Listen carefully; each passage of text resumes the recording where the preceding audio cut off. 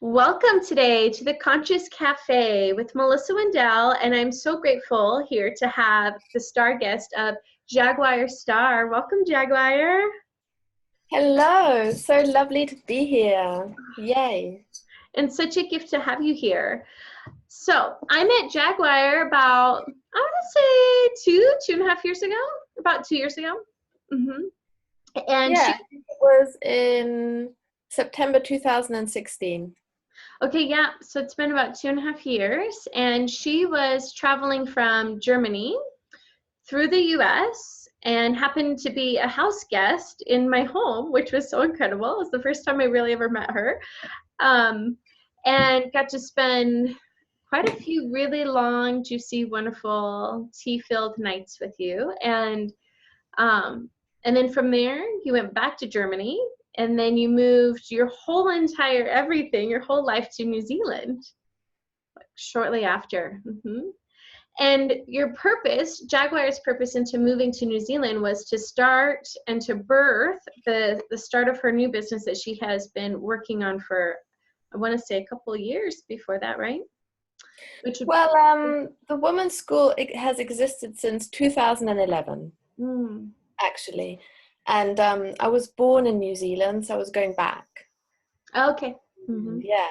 hmm And but I was taking the whole women's school to a whole new level because I was bringing new aspects of the online part into being.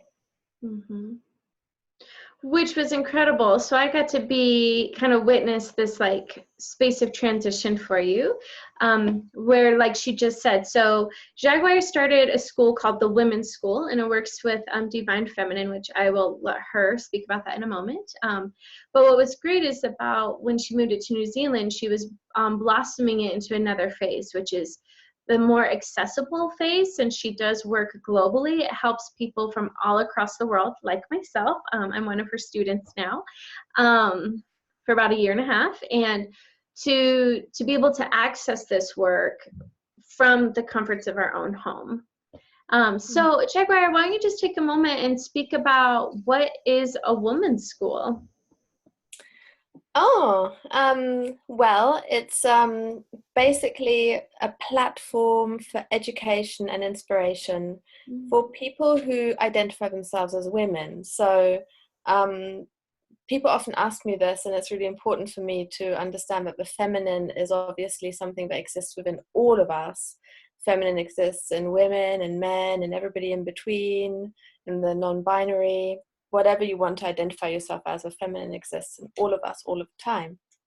And the women's school is specifically for people who identify as being women, and a lot of the courses are really specifically for people who've got female anatomy, because of the kind of work that I'm doing helps with exactly those topics. And then there's other courses that are also totally accessible for people who identify as being a woman. It's not really a school for anyone who identifies as being a male. And the reason is because it's a safe space to really heal the feminine within ourselves in a way that happens when we are in sacred space with other women, with other people who identify as being a woman. And in the women's school, I've got two different branches basically. One of them is the more professional training side. So as I was going through my life, I had this calling to do feminine work when I was quite young. And as I was going through my life, I found that at the time, and I still feel it's this way, that there's a lot of split happening between the physical side of things, the spiritual side of things, the emotional side, the psychological side, the world of energy, the world of physiology. And to me, all of these things belong together. So if we are working with women holistically, then we normally need an understanding of both the body and the soul, of both the world of energy and the world of physiology, of both the way the human mind works and the way we interact with nature, for example. And so I don't really think that you can separate these things. And so the Women's School is a place where I've created professional pathways where that knowledge and that wisdom is combined, and where all of those pieces are there together. And then it's also an inspirational place, a place to awaken and immerse in the feminine, really dive deep. I'm somebody who really enjoys providing spaces to go deep and to truly reclaim the feminine as it's awakening and being healed in our world collectively at the moment. Mm-hmm. Yeah, globally, all around the world. Mm-hmm. Yeah. Yeah, and it's incredible. It's something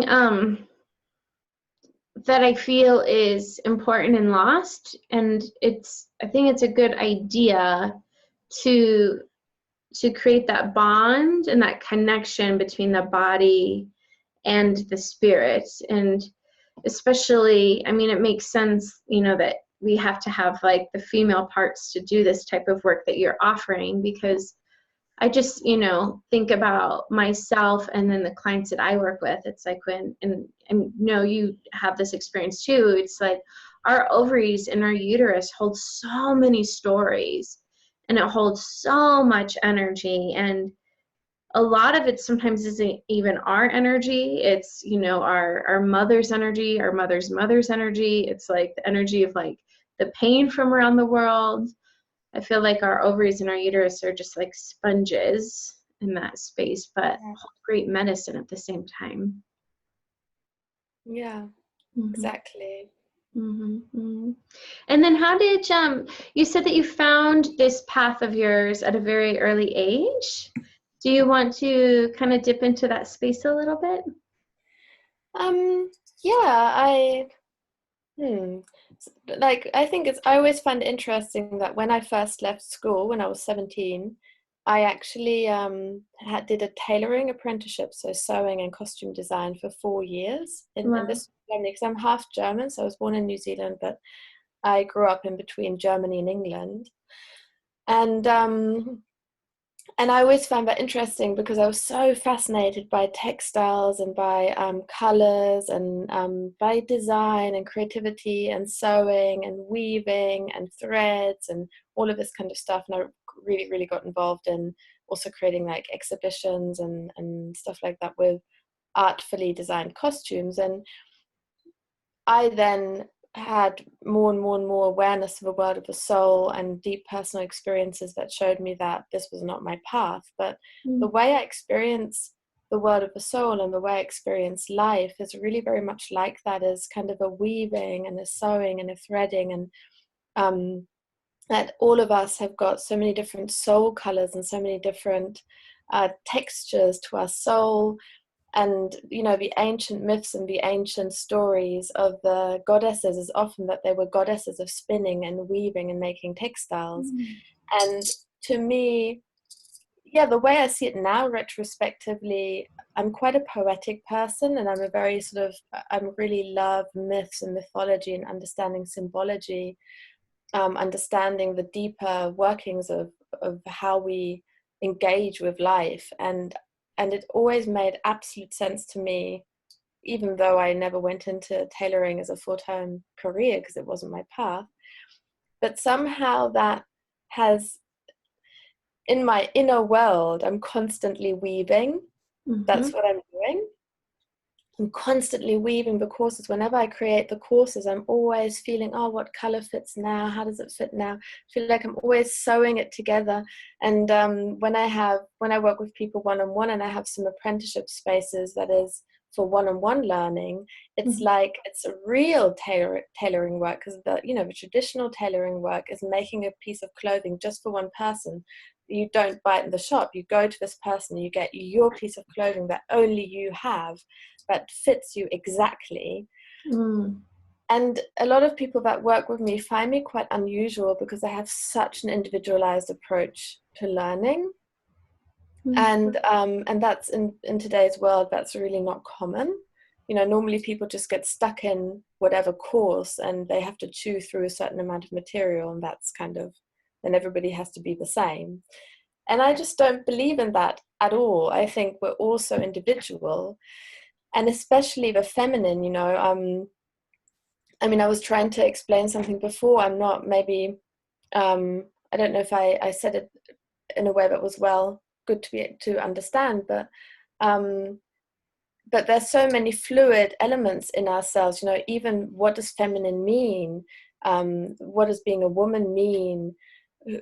How do we relate to anatomy? It already starts there, and that's so fluid and so individual, and there's no black and white about those things. There's no kind of, this is how things are for everybody. It doesn't work like that. Mm-hmm.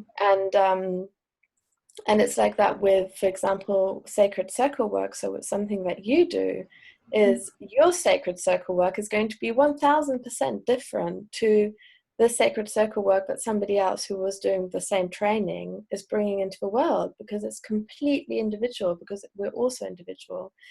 Mm-hmm. And so that tailoring work has stayed with me.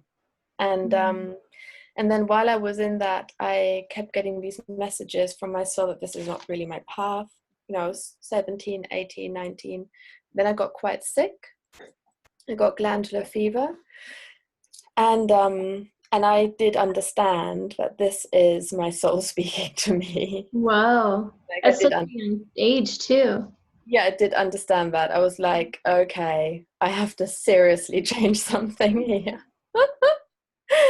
So it took me another year. Like, I got out of that tailoring job and I found a different kind that was more creative, and I sort of tried to see if it works like that. But I kept getting the nudge that my work was more about the feminine, about the soul, also about the body. So actually, the next step that I took on my path was I just got so involved with the body. So I actually had 2 lovers. This is how I got into it. Oh, let's hear it. Uh-huh. I had this one really amazing lover who was a physiotherapist, and he just was so amazing with his hands, and I loved being massaged. And then I had another lover who was a massage therapist later, not at the same time, and they just inspired me, because I felt like, oh my God, sitting at the sewing machine is different to being fully in this physical, sensual, massagey, bodyworky space. And and I'd always really loved dancing, which I'd done on, for myself. And I felt like, okay, actually, what I really love is being in my body, feeling my body, dancing, massaging, breathing, practicing yoga. And then I stopped the tailoring, and I thought, no, I have to follow this other path.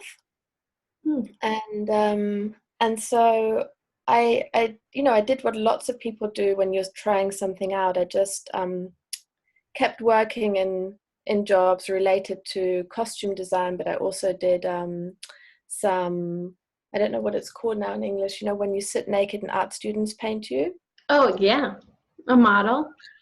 Like a model for art students. And like you can hear, like I was really into all the body stuff. Like I loved it. I loved sitting there naked and watching people draw me. And I especially loved it if I just made love, which happened a few times, and then I cycled to that art school and was like completely high on oxytocin. And then you're like, okay, paint me. Yeah. Yes. I got flowers and water running all down my body. Yeah. And I was really interested in sexuality. I mean, and some of the people I knew were quite a bit older than me, and they introduced me to Tantra. And this one lover, he was into Tantra, and one of his best friends was a tantric therapist. And so she told me a little bit about that world, and I got exposed to sacred sexuality, and about how it's important to include the spiritual side with the physical side. And I was super open to that and loved it, and I had the right people around me to explore that in my own life. And I had been born in New Zealand and just desperately wanted to go back since I was quite little, because I felt such a strong feeling like my spiritual roots were there because I was born there. So I organized for myself to go back when I was 21. Oh, wow. And it was scary because, I had to leave everything I knew all on my own. I actually, at that time, I still took my sewing machine with me in the hand luggage. Oh my gosh, seriously? Yeah, my parents thought I was crazy. They said goodbye, and their daughter's walking down with her sewing machine in her. You're like, I have weaving to do, Mom. And I found an amazing college called Wellpac College, which I loved, in Auckland. It still exists. It's a holistic college, and I studied massage therapy and craniosacral therapy there. And just got really into the body world, and simultaneously just did everything available to me on natural health, on nutrition, aromatherapy, yoga, dance, like the whole holistic thing. I just loved it. And I had a lovely man who I met there, Kiwi man, who was all into that stuff as well, which is always conducive, And yeah, that's kind of like that whole kind of holistic side. I was set up quite well around all of that when I was quite young, I guess. So really into that. And I lived in a community in New Zealand where everybody, like, when you went for potluck dinners, it would be labeled vegan, vegetarian, gluten-free, Oh, like, wow, really? yeah. So, I had like the right environment around me to help me grow that. Oh, that's great. And then I got pregnant. Oh, I didn't know that. Yeah. And that was like that was like a really dark night of the soul, rites of passage for me, because I really didn't know what I wanted to do. I was 23. And it was, I don't know, it was so hard. And this guy at some point decided he didn't want to have a child with me. And then kind of at the time, I felt like he made me feel like I wasn't ready to be a mother. And anyway, I decided to have an abortion. And I had an abortion, and was terrible for me, like really, really awful. And I felt so sorry afterwards. And yeah, I don't know, I had a lot of pain. The whole procedure was super painful. And that was a really massive rites of passage for me. In which way? To let go of something that you loved, so that you like. Well, it was mainly about empowerment, actually. So it was super disempowering, the whole thing for me, because even though I'd been somehow empowered in some ways of my life, I hadn't been empowered in other ways of my life, obviously. So I had listened far too much to this guy who I loved, what he wants to do, how he feels, what he thinks. I didn't really understand about abortions, and I think very few young women do. What really happens, how it really feels, what it really is. And I was hit by that, and then also there was no support on the other end at all. And all the friends that I had at the time, the young friends, it was kind of normal because a lot of people have abortions, and a lot of people I knew had abortions. So there was not really an understanding of what I was going through, because I have felt so much grief and I felt so sad, and it was really hard for me, and it took me so long to heal it afterwards, actually. And I felt very alone with that. And that actually woke me up in a really big way to what the feminine is really about. It was actually that. It was that was the very beginning for me when I was 23. I felt like, oh, there's a lot of stuff here that nobody I know knows about, that nobody I know is in touch with, that I'm not in touch with. I'm feeling stuff here that this guy who says he loves me and who's actually a fairly good man doesn't understand shit about. And this is really shit. And it was really, I experienced a lot of pain at every level. It's interesting because I didn't know this about you. But I think I was actually the same age when I also got pregnant. Not with Charlotte. And I had an abortion. I want to say I was 23 or 24. And I really loved that man with like every ounce of my soul and my body. And I was shocked too that he was so adamant on not keeping it. And I went against my own intuition and my own feeling and gave into his choice. And I also had like no support from him. He actually was kind of cold to me after it happened. And I remember being in the room with like, I want to say 30 to 40 other women, all sitting in the room waiting for for our abortions to happen. And we had to sit in this stuffy, attic-y type room for like 6 hours. And being 36 now, it's like I can still feel that child. And like I feel it as this little boy that like I just know like I will never have, you know? And I can almost say you probably feel this way too, and definitely correct me if I'm wrong, but it's like in some ways I feel like my life's work is that child that I never had. That it's like every time I'm like creating my material for my next work in life, it's like I feel that boy's spirit in me. And I feel him like working with me and helping me create this, my baby that helps support other That's people. so beautiful. You've got like a guardian angel. Mhm.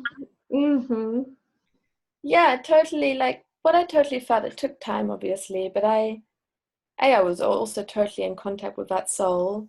And Mhm. what I explained to the man I was with at the time, I said to him, someone's died. And he didn't understand that. And I said, you have to understand I'm grieving for somebody who was alive in me and has now died. Actually, nowadays I would say I was part of killing that person. Like in a way it did, that's the truth. Like for me it was an important step to understand that and to also own that in a way. Mhm. And that someone died and someone was in my field and a soul was there and then it was not there anymore. So it was a really deep death process in my own body, a physical death process in my own body. So God, that, I don't know, it opened so many doors of understanding that took many years for me to really deeply understand about birth, about life, about death. Because definitely, yeah, I felt like a mother. And that's what I always say. I feel that once we have been pregnant, no matter whether it was an abortion or a miscarriage or whether the baby dies at birth, we are mothers. Mhm. We know what that feels like. I know what that feels like. And I know the process of loss. I understand the process of grief. And I found contact to that child quite easily.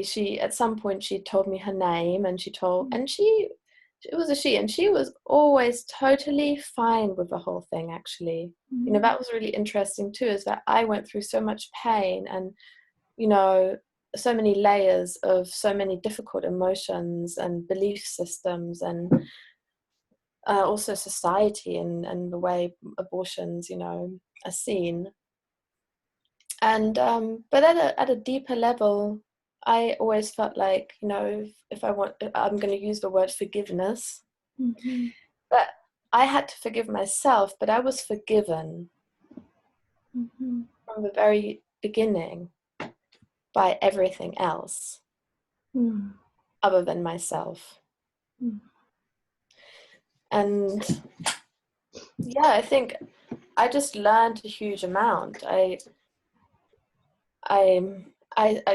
think it was a feminine rites of passage, and it was a painful one, but it was a feminine rites of passage. And it is actually one particular feminine rites of passage that I found is often difficult to talk about, and most women don't really talk about, yet it affects so many of us. Mhm.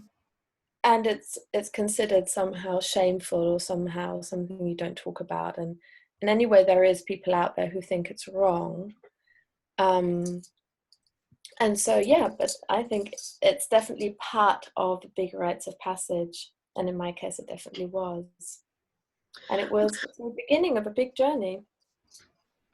Well, I feel like too, in the space of like miscarriages have more permission to have voice around, but it's like abortions, it's almost like something you just like put under the rug, and I feel like a lot of women do disconnect from that feeling. But at the same time, it's like, I don't think it's from a place of lack of heart. It's from a place of deep pain, that it's hard to access or too painful to open up that passage or to feel that grief.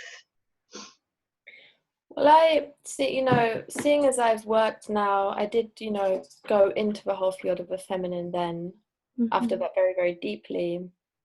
And I've worked with pregnancy and birth as a main thing, actually, for a long time. So I've worked with lots of women and accompanied births and also miscarriages.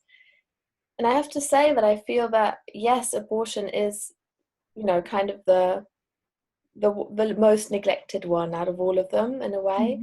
But they're all neglected. Like miscarriages, how many women have told me that they went to see their doctor and their doctor said, well, you'll have another one. You'll have another one. It's going to be fine. It's not a big issue. Oh, yeah, it's normal to have a miscarriage, especially if it's an early miscarriage in the first 3 months. And even if it's a late miscarriage, it's often, there's not a lot of support around that for women. And I've seen that because I've accompanied so many women through those processes of pregnancy and birth, and death is a normal part of it. It's true, like whether it's abortion or whether it's an early miscarriage, whether it's a late miscarriage, whether the baby dies at birth or shortly after, those are all things that happen regularly in that's something that we as women know. We are confronted with that. And so at the same time, pregnancy and birth, on the one side, it has lost its sacredness, it has lost the sacred container, so it's become very medicalized. And on the other hand, though, the sort of dark and difficult side of that has also lost space. And I think when we're talking to each other, for example, in my role as, if you want, a wise woman accompanying those types of processes, there has to be space for the full spectrum, because that's the female reality. That's the human reality. Yeah. The human reality, like you can't sort of, I don't know, Instagramify these things, Well, and I think that's, so going back to the work that I've done with you, which is one of her offerings in the women's school is called the Sacred Rose Circle, and it's a 9-month journey, and which I just completed in March, just a few months ago, and so much of the work is opening up those vessels inside of us that we have shut down. And I mean, even currently, Jaguar and I are working on a new type of apprenticeship. Okay, I'm like, I don't know if that's what you want to call it, but it's called Birth Through Essence, and we've just done so much work around like me being a little girl and like coming out of the womb and my connection with my mother, and just realizing like, wow, like there's so much deep rooted stories, and some are so wonderful and magnificent, and then some are so painful. And it's like opening those packages up that are in your memory of your body. I just feel like it holds so much medicine for transformation and for growth and for understanding and like giving permission. And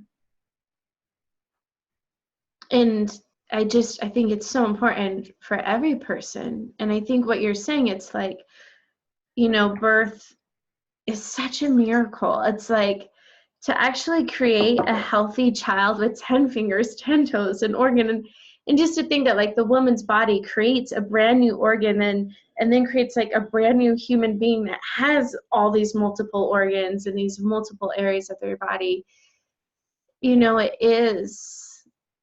It is a complete miracle. But then there's also, there's even grieving in that. There's grieving in, I know after I had Charlotte, it's like I have loved skinny dipping and running around naked my whole life. Like that's my favorite thing to do, is like be naked and jump in water.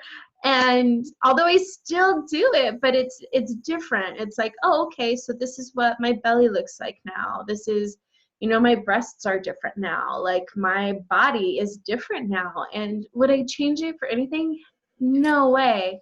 But there's a grieving in that of like, wow, I don't have this 120-pound cute little body anymore. Like, you know, like I have a full-on voluptuous, like female woman body. And that's my gift, and that's what I received out of it. But it's, I think there's so many emotions that go with it. And it's probably where so much postpartum depression comes from, because it's like women don't have that network. They don't have that support and that permission to like unravel. Yeah. Yeah, it's so important that you've mentioned the postpartum period, because that's kind of like in the midwifery world, we say the Cinderella sort of, but there's this, she's the least taken care of in the family, of birth in a way, is that she postpartum is kind of forgotten. And even when I've worked with women, often women will be very focused on the birth, and I will say to them, after the birth there's going to be a baby in your life. And it's kind of like, it's funny, to say that, but it's really like when you're in it, you kind of forget, and you're kind of like the birth, and it's such a big thing, and it is really a big thing. But then there is also the baby. It's kind of similar. Also, what's happened a lot often, maybe you can, I don't know if you will believe me, but it's true, is that so many women who I've spoken to in my clinic practice, when we talk about birth preparation, I will normally talk about the vagina. And then I often put it and say, your baby will come through the vagina. And then the women will look at me, a lot of women, and will go like, oh my God, yes, you're right. And I mean that in the nicest possible way, is that we've been, our culture has cut us off from like the basic facts of life to such an extent that when we're pregnant, we're like, oh yeah, that's true. The baby comes through the vagina. Oh my gosh. So yeah, like vaginal massages are a very good idea. And birth, like, I got deeply involved in the world of birth professionally as a doula, and then I also studied midwifery, and love it. And I think it teaches us so much about life in general. But what I really feel, what I discovered, is that birth is an archetypal feminine energy that works in us all of the time, whether we're creating children or projects or art pieces or relationships or homes or health or healing or whatever we're creating. And all of the elements of birth. So for example, you mentioned birth your essence, and I got so passionate about this because I thought, oh my God, birth. We all need to know about birth.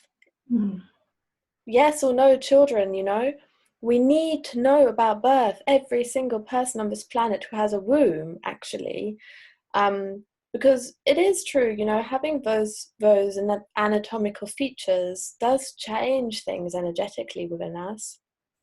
And we have access to the energy of birth, which is amazing. And, I believe that probably most possibly men have access to that as well at a spiritual level, because we've all been born. So to me, birth affects all of us. We've all been born. We all had to get here somewhere, somehow. And the way we got here was by being born. So birth, to my mind, should be of absolute interest to every single human being on this planet. Mm-hmm. And then women, or people who have wombs, anyone who has a womb and who can actually carry a baby, has like a physical and even more intense connection to that archetypal energy, because it's happening physically, which is pretty intense and big. And so that's one of the things that I really love, is really diving into that field of birth and really accompanying birth processes in any way, shape, or form, because I call that work, I call myself in that role midwife of the soul, like a midwife of the soul, because I deeply feel that those processes of birth are very, very ancient patterns that once we reconnect to that, we reconnect to an essential part of our power, at the very least as women, and probably for any human being. Mm. And for birthing women, for people who have wombs, and for people who are, who totally identify themselves as women and have a feminine anatomy, that's going to be so powerful, even more powerful. And just even thinking about that space, I mean, I feel like there's so many angles to go with it. But the stories that happened when we were in utero have so much weight on our everyday experience in life. And then the story of what happened the minute you came out, like how were you embraced when you came out of the womb? Like, were you embraced in love with like arms and hearts ready to be open to you, or were you like, was like for mine, like my doctor wanted my mom to wait till she finished her dinner for me to come out into the world, and like there's like a space of like impatience and like tug and pull, and like knowing this part about my birth story, it's like it relates so much to how I function in every day in my and a lot of my experiences, and that space of rebirthing your essence, it's like you get to rewrite that story, or you get to heal that part so you can break patterns that may not serve you, or maybe they do serve you, which if you're one of those people, that's incredible. But then like going into the space of like women, it's like every month I feel like there's a mourning, like, oh, another egg has dropped. And some women are like, oh, thank goodness, I don't want to be pregnant. And then, and sometimes it's like, oh, I want nothing more than a child. And, so it's like, and I just feel like it's every month for women. It's like there's this tug, and then this like, and then a tug, and then has many waves to it, to speak. Yeah, well, that's what I love it that you bring up the menstruation, because it's so important. And I totally found that when I got so deeply involved in the midwifery world, I felt so many missing pieces. So I love the midwifery world, and I think it's amazingly, incredibly important. But what I realized while I was working in that more and more, as a doula, then as a student midwife in different capacities, then doing spiritual support work for births, is I felt like, we've got to look at a much bigger picture, because it already starts with menstruation, and it starts with our relationship with our bodies and with ourselves, and relationships with the people that we love, with our intimate partners, with our self-worth, knowing how to create safe space, understanding safe space, understanding trauma. And I didn't really see that being included very much in the midwifery world. And actually it's a little late actually when we're pregnant to start connecting with our feminine power. So I was feeling like, we've got to start the work much earlier. So I sort of zoomed out and looked at the whole feminine picture. And of course, like I was saying before, birth actually is like a very important centerpiece, because we've all been born, we're all here through being born. Like you just said, we've got this constant connection to the energies of birth physiologically if we have a womb and ovaries. And if the womb has been removed, for example, that's still there energetically.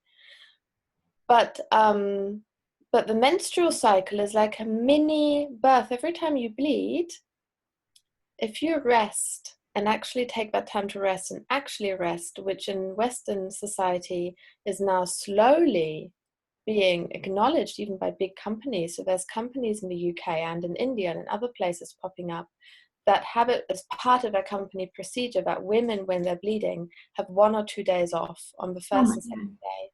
That would And be incredible. I'm talking about mainstream businesses, big businesses. And because I'm in this business, in this sort of world, and so in the business of the feminine, so to speak. So I get all this information all the time, every day.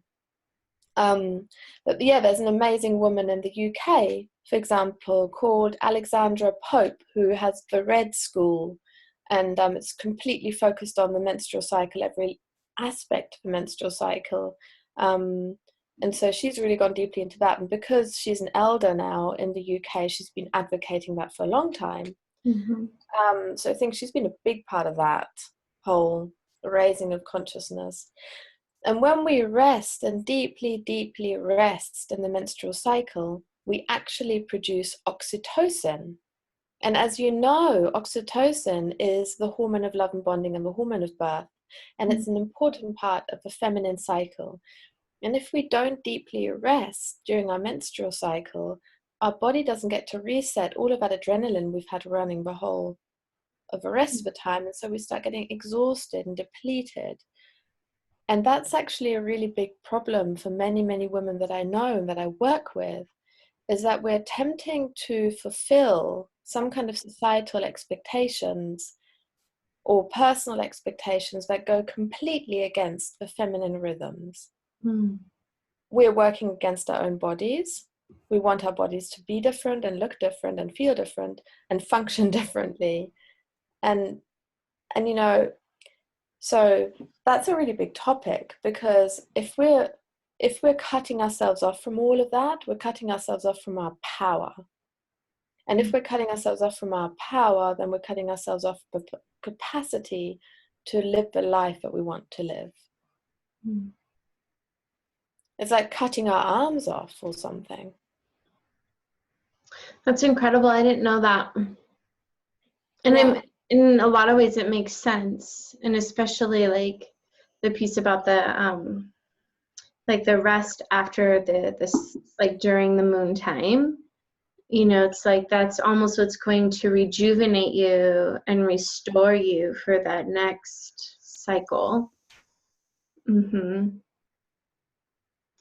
So important. It's so Mm-hmm. important. And there's so many. I love everything about the menstrual cycle, and I'm always working on things in the background. So I've taught workshops on menstruation called Period Love for many, many years, and I'm beginning to put it all together so that we can put it online. Mm-hmm. But my experience around holding all of those workshops around period love with women, as you said, around the globe in different places, is that often many women don't know exactly where the womb lies, exactly where the cervix is, and how these things work. And it's very, very empowering to know our own anatomy and physiology, actually. Because otherwise, we are always depending on some doctor or some medical person or some expert to tell us about ourselves, where we know the best about ourselves. And if we have some knowledge, then we can pair that knowledge with our intuition. Mm-hmm. Yeah, I think education is so huge. I remember when I was like in high school, the doctor, my physician had to teach me how to clean my yoni lips. And then I remember while I was in labor with Charlotte, which was like 79 hours long, but we had called in an acupuncture to help stimulate the birth, and she had to put a needle in my perineum. And at the age of 26, I had no idea where my perineum was. I was like, where's that? And then she put a needle, and I was like, oh, I will never forget that ever again. Like, I will know this for the rest of my life. but it's like, it's humbling and humiliating that it's like, this has been with me from the very beginning. And why do I not know these parts of my body? And, you know, raising a daughter who will be 10 in a week, less than a week, like 4 or 5 days. You know, I try to teach her everything. She sees all of my cycles. She sees it when I have blood dripping down me. She sees my moods. She sees my appetite. She sees, you know, I just communicate with her like, Mama is on her moon time right now and I'm really tired. And Yeah. she snuggles in, and it's like teaching her the rhythms of the body. I feel like, you know, such a gift that so many of us women have not received that education. And unless you are somewhat, I mean, you can be somewhat in tune, but I mean, at the same time, you need guidance. You know, it's like these things are really different going on. Mm-hmm. Yeah, so that's, I mean, that's all of those things we've talked about is why I felt very guided to create the women's school, and it started a long time ago. You know, that was, I mean, the real workshops and work and actually putting the women's school together, I started in 2011 after completing various trainings and, being on my own personal journey and learning and training and healing and studying and experiencing and everything. And then I started putting that all together in 2011, and ever since then, you know, I feel that the feminine has been awakening a lot. There's so much happening globally. There's so many different places where we can explore and discover ourselves. And I guess the women's school is part of that. It's like part of that whole movement. And the special things that I bring to that is the wide spectrum of available knowledge, and being that place where all of those seemingly natural things, but things that have been forgotten, can be reclaimed and learned, and also a place where we can, if we do feel called, dive into the spiritual side of all of this as well. Because of course, you know, all of that part is really important for personal empowerment, the health, feminine health and healing and birth and pregnancy and all of the pain, rites of passage as well. And then there's also the more mystical side of things as well, which, for example, Sacred Rose, that woman's work that you're doing is deeply mystical work. And you're so, you know, you're such an embodiment of that. Thank you.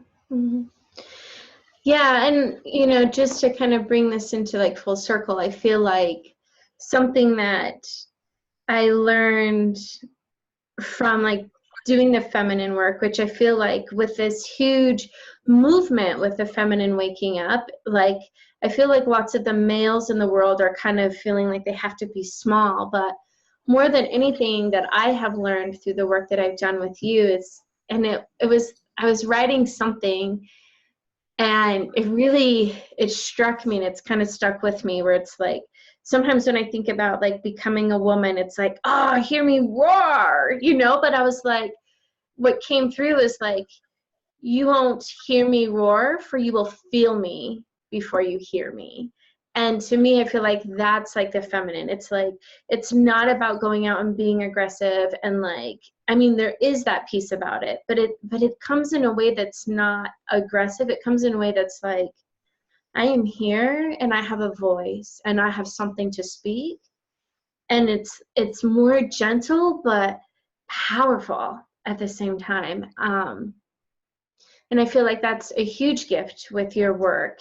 Along with that, with learning your body and feeling connected and hearing your intuition and feeling the currents of the life around you, while being able to hold your own space and to navigate through it.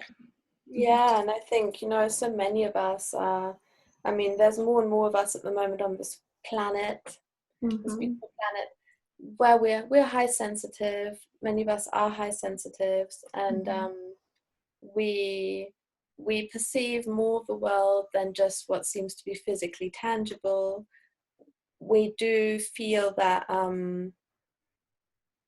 that things are not always the way that they seem, And then the world around us is trying to tell us that we're maybe weird or crazy or a bit odd.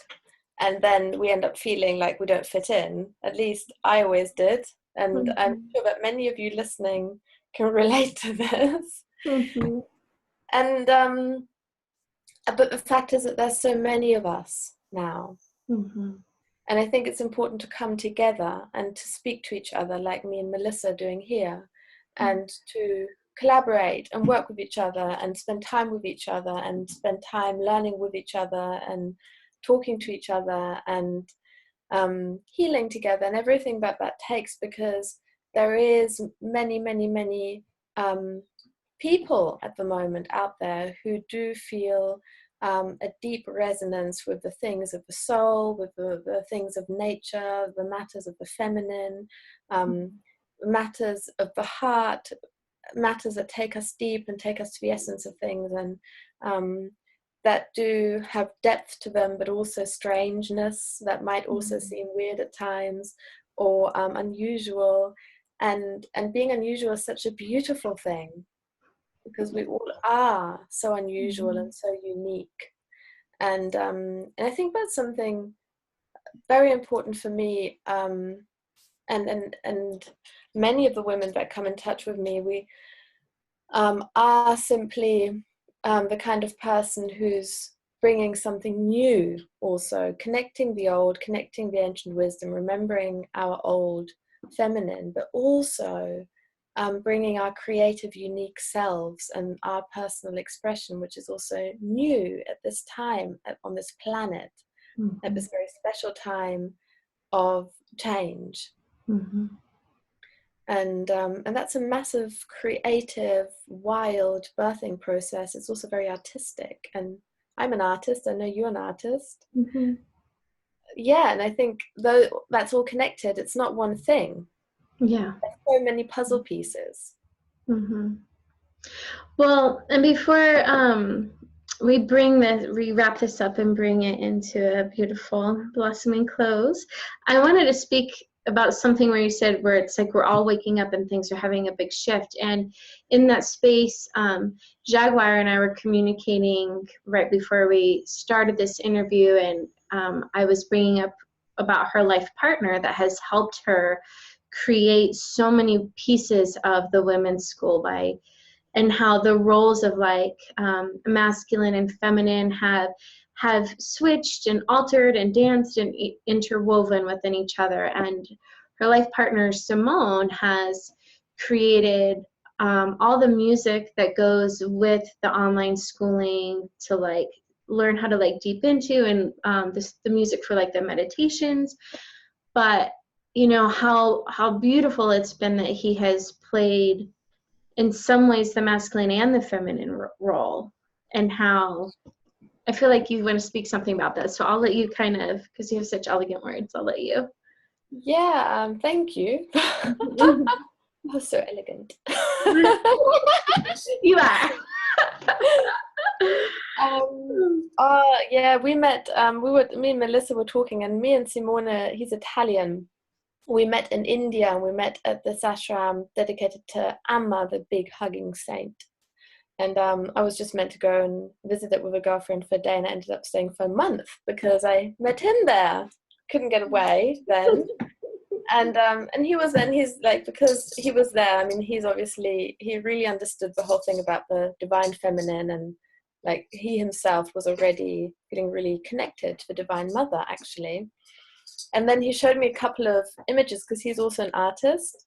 Didn't tell you this piece, Melissa, but he said, oh yeah, this is my art. And his art was just like pregnant women connected to the cosmos, embryos floating in the star sky, a man and a woman together, and like the stars whirling around. And I looked at his artwork and I was like, oh my God, who are you? I want to know more about you. He understood. This was kind of a year after I started this really big process of really bringing the women's school out, creating seminars and workshops and working with women in that field. We met in 2012, and And he was like, look, I love what you're doing. It's amazing. And he's been an amazing supporter. And currently, this year, he's been doing all of the design work, all of the web work. He does like the whole helping to put it all online, because we're putting a lot of stuff online at the moment. Mm. And he also cooks all the time. He's an amazing cook, and because I'm creating so much for content and working with people one-on-one, and making all the material and doing all the preparation for the courses, as well as doing the more publicity side, and he cooks. And what I perceive in our relationship is that we have, so for example, I'm doing more of that business side. I'm more of a business woman. I'm more of a kind of in front person who's kind of doing that more active work, and that's seen often as being a very masculine thing. And I actually call that the feminine yang, really being in your feminine yang.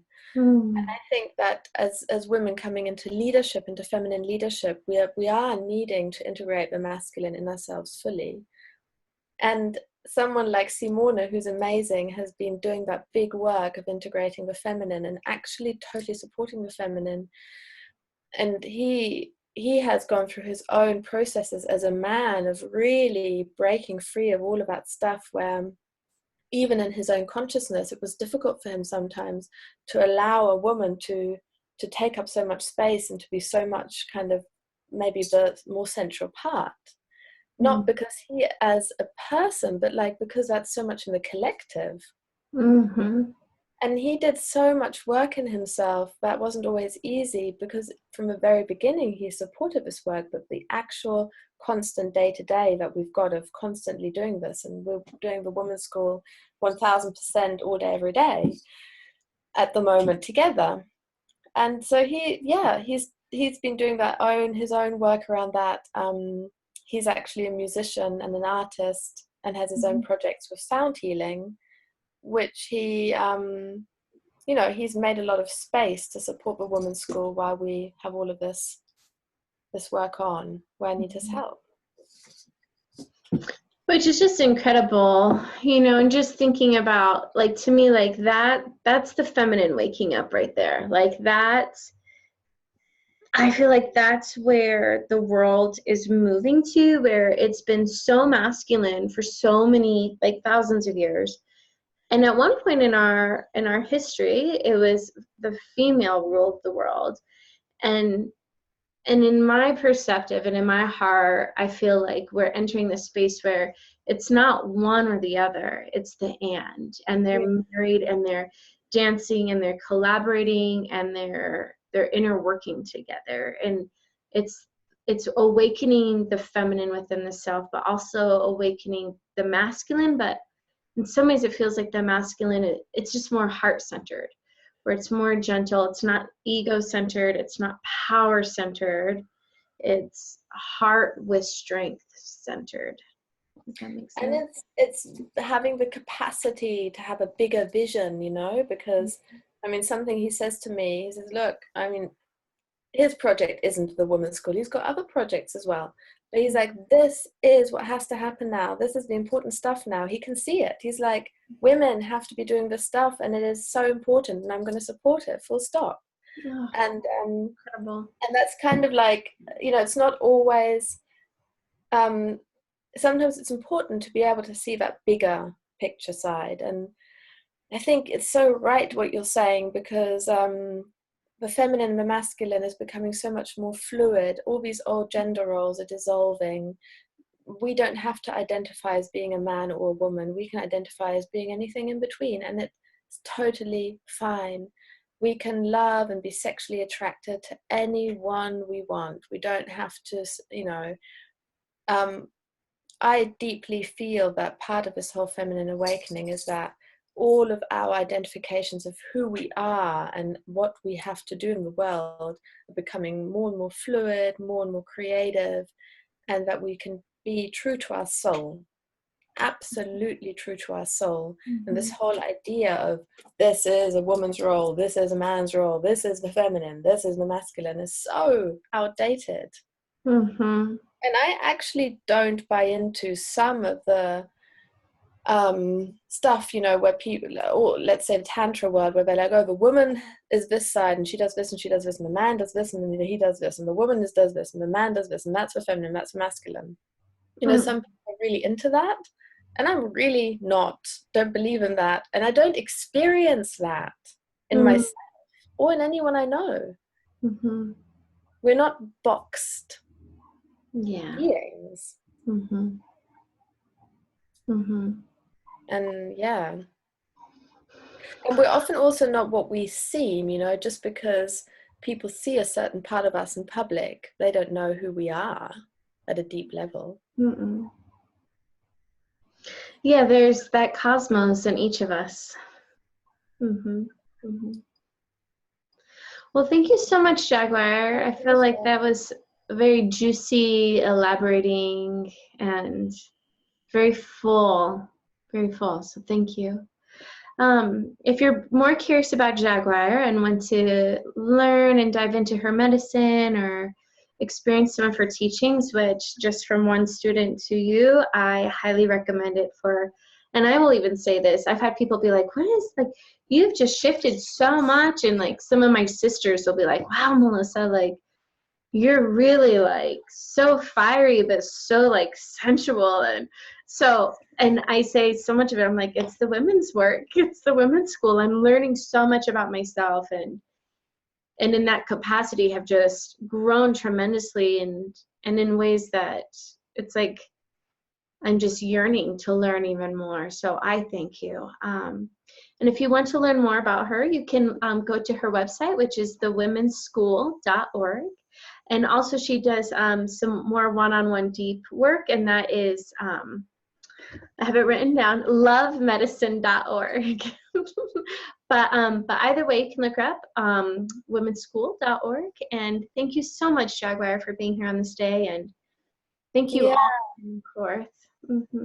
Yeah, my pleasure. And I have to say that, Melissa, you're such an amazing women's circle facilitator, and it was so wonderful to go through that journey of Sacred Rose with you last year. So cool. And thank you guys out there for listening. It's been such a pleasure. It was so inspiring to talk with Melissa. And yeah, and on those websites you'll find the 2 online programs which are running this year that will be opening up for registration is the Sacred Rose initiations, which you'll find there for women's circle work. And then soon, later in the year, you'll see the Feminine Healer coming up as well, which will be popping up on the website in the next couple of months. You'll be able to see it there. Incredible. I know, I'm intrigued by the Feminine Healer right there. I feel like that's definitely a part of my path. So thank you. So thank you all for watching. If you like this, hit the thumbs up, leave comments if you have any questions, share, dive in, and sink into your own feminine roots and allow it to waken up and to dance. With that, may you all walk in beauty. Thank you so much. Bye.